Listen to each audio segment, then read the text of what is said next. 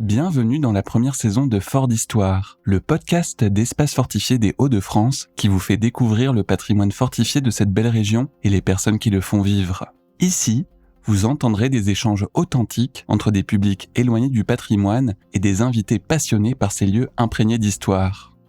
Pour cette première saison, nous avons organisé une rencontre entre des gestionnaires de 3 forts serrés de rivière et des élèves du collège Jean de Mailly à Seclin. Cet échange a eu lieu dans la cour extérieure du fort de Seclin. Mais qu'est-ce qu'un fort serré de rivière ? Silver Capigny du fort de Condé et Lily Socky du fort des Dunes nous éclairent sur le sujet. La guerre de 1870, qui avait été une défaite contre l'Allemagne.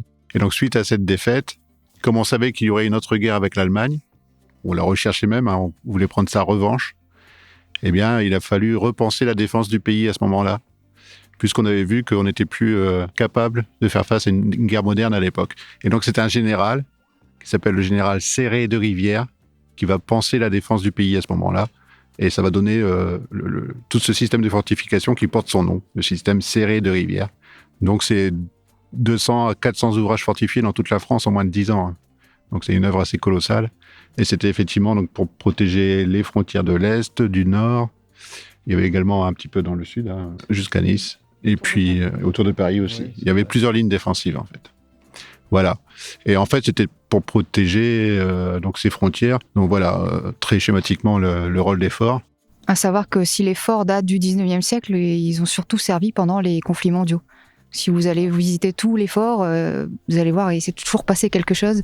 Et ce qui est assez cocasse, on va dire, sur les forts serrés de rivière, c'est qu'ils ont été construits pour qu'on puisse se défendre de notre ennemi prussien, ou allemand, si vous voulez.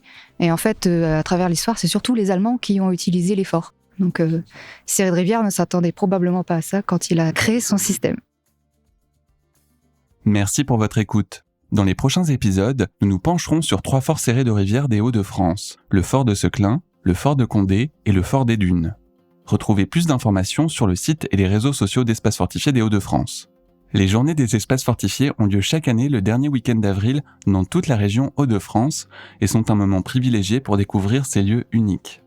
Ce podcast a été financé par le département du Nord et l'Association des espaces fortifiés, la région Hauts-de-France, les départements du Pas-de-Calais et de la Somme, ainsi que le ministère de l'Éducation nationale et de la Jeunesse. Il a été réalisé avec la collaboration du studio Flamboyance.